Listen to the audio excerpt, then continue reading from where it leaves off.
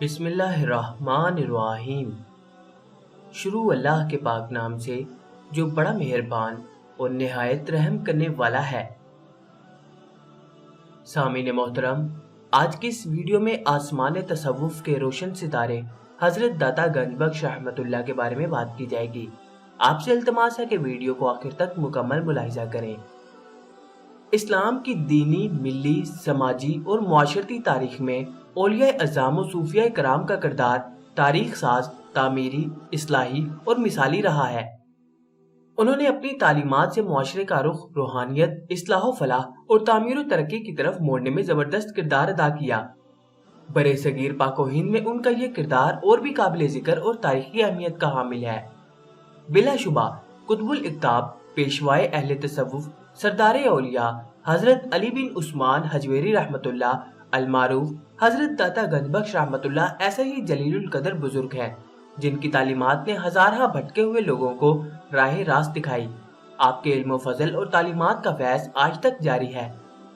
عوام و خواص میں آپ داتا گنج بخش یعنی خزانے بخشنے والے کے لقب سے مشہور ہوئے۔ آپ کی ولادت افغانستان کے مردم خیز خطے غزنی سے متصل بستی حجویر میں ہوئی۔ آپ رحمت اللہ نے ابتدائی تعلیم غزنی میں حاصل کی اور پھر مزید تعلیم، روحانی تجربات اور تزکیہ نفس کے لیے حجاز مقدس کا سفر کیا اور شام و فلسطین کے سفر کے دوران اپنا پیر و مرشد شیخ ابو الفضل محمد بن حسن الخطلی رحمت اللہ کو بنایا۔ آپ رحمت اللہ شیخ محمد بن الخطلی کے مرید ہیں۔ اس کے بعد آپ نے شام و فلسطین، عراق و فارس، خراسان اور ترکستان وغیرہ کا بھی دورہ کیا، جس کے دوران آپ رحمت اللہ نے سینکڑوں مشائخ، صوفیاء کرام اور علماء سے ملاقاتیں کی اور کسب فیض کیا۔ صرف خراسان میں جن مشائخ سے آپ ملے ان کی تعداد 300 ہے۔ ان کے بارے میں آپ رحمت اللہ فرماتے ہیں کہ میں نے خراسان میں 300 اشخاص ایسے دیکھے ہیں کہ ان میں سے صرف ایک دینی اور روحانی عظمت میں سارے جہاں کے لیے کافی ہے۔ حضرت علی حجویری رحمت اللہ نے علم دین اور علم معرفت و سلوک میں جسے کامل پایا، اس سے فیض حاصل کیا۔ آپ کے بہت سے اساتذہ کرام ہیں جن میں شیخ ابو الفضل خطلی، شیخ ابو القاسم عبد الکریم رحمت اللہ بن حوازن الکشیری، شیخ ابو القاسم بن علی عبداللہ الگرگانی، شیخ ابو العباس اشکانی، شیخ ابو جعفر محمد بن المصباح، ابو عبداللہ محمد بن علی المعروف داستانی بستامی، ابو سعید فضل بن محمد، ابو احمد مظفر بن احمد بن حمدان زیادہ معروف ہیں۔ آپ اپنے مرشد کے حکم سے اللہ سبحانہ تعالیٰ کے دین کی تبلیغ و اشاعت کے لیے سلطان محمود غزنوی کے بیٹے ناصر الدین مسعود کے زمانے میں لاہور تشریف لائے۔ آپ رحمت اللہ نے لاہور شہر کے باہر دریائے راوی کے کنارے اپنا مسکن بنایا اور مسجد خانقاہ اور مدرسے کی بنیاد رکھی۔ آپ نے تقریباً 34 سال تک لاہور اور پنجاب میں تبلیغ اسلام کے لیے کام کیا۔ تبلیغ و اشاعت دین کے سلسلے آپ نے برصغیر کے دوسرے علاقوں کا بھی سفر کیا، لیکن آپ رحمت اللہ کا مقام و مرکز لاہور ہی رہا۔ لاہور کو غزنی کی سلطنت میں نہایت اہم مقام حاصل تھا، لیکن یہاں تبلیغ دین کا کام انجام دینا بے حد مشکل کام تھا، کیونکہ یہاں ہندوؤں، برہمنوں اور جوگیوں کا راج تھا۔ حضرت حجویری رحمت اللہ سے قبل بہت سے بزرگ ان کے مقابلے میں خاطر خواہ کامیاب نہ ہو سکے تھے۔ ان خطرات کی بنا پر اشاعت اسلام کا سفر رکا ہوا تھا۔ ان چیلنجوں کا سامنا کرنے کے لیے حضرت داتا صاحب کی لاہور آمد ہوئی۔ آپ کی تبلیغ تاریخ اسلام میں ایک سنگ میل کی حیثیت رکھتی ہے، کیونکہ آپ کی آمد سے کثیر تعداد میں نہ صرف بتوں کے پجاریوں نے اسلام قبول کیا، بلکہ خواص اور ہندو براہمن بھی تیزی سے مشرف با اسلام ہوئے۔ لاہور آمد پر آپ رحمت اللہ نے سب سے پہلے جو کام کیا وہ مسجد و مدرسے کی تعمیر تھی۔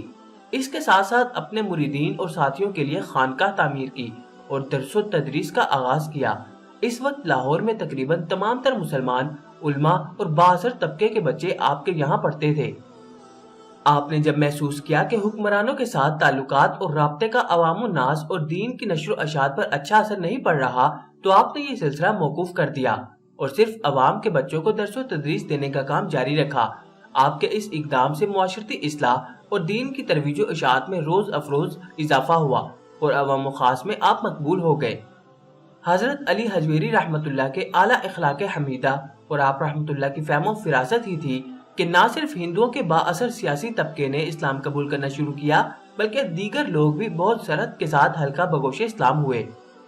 ایک اندازے کے مطابق لاہور کی نصف آبادی نے آپ کے ہاتھ پر اسلام قبول کیا، جس طرح آپ رحمت اللہ کو غیر مسلموں میں اسلام پھیلانے کی فکر تھی، اس سے زیادہ آپ کو اس بات کی فکر لاحق تھی کہ تصوف کے نام پر وہ غیر اسلامی رسوم و رواج اور خود ساختہ غلط نظریات جو علماء و صوفیہ کرام اور دیگر مسلمانوں میں سرایت کر رہے ہیں انہیں کس طرح دور کیا جائے۔ لہٰذا آپ نے رائج غلط نظریات کو دور کرنے کی صحیح کی اور تصوف کی تعلیمات کو ان کے سادہ اور پرانے اسلوب پر لے آئے، اسلامی تعلیمات کی سادگی کو برقرار رکھا، خود بھی ان پر سختی سے عمل پیرا رہے اور دوسروں کو بھی اس کی تلقین کی۔ آپ کی اہم اور گراں قدر تصنیف کشف المحجوب قرآن و سنت کی تعلیمات پر مبنی تصوف کا مثالی دستور اور حکمت و معرفت کی روشن قندیل ہے جو قلب انسانی کو متاثر کرنے کی بے پناہ صلاحیت رکھتی ہے۔ آپ کی تعلیمات کا نچوڑ اس میں موجود ہے۔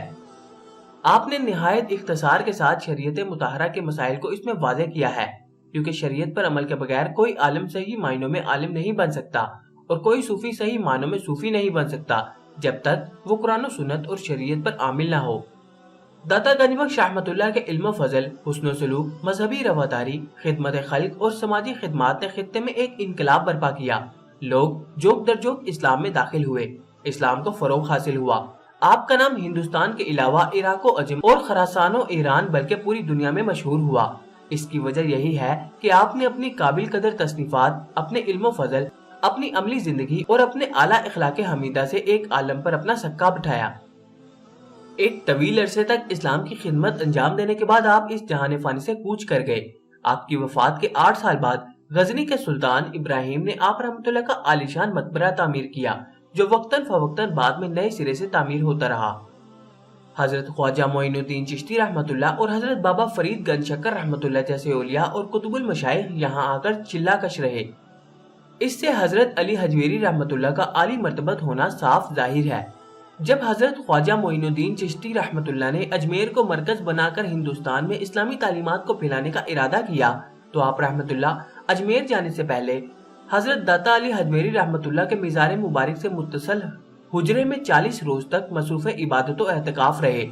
اس کے نتیجے میں آپ رحمت اللہ نے اس قدر روحانی فیض حاصل کیا کہ بوقت رخصت زبان زد خاص و عام یہ شعر کہا: گنج بخش فیض عالم مظہر نور خدا، نا کسارا پیر کامل کا ملارا رہنما۔ جزاک اللہ۔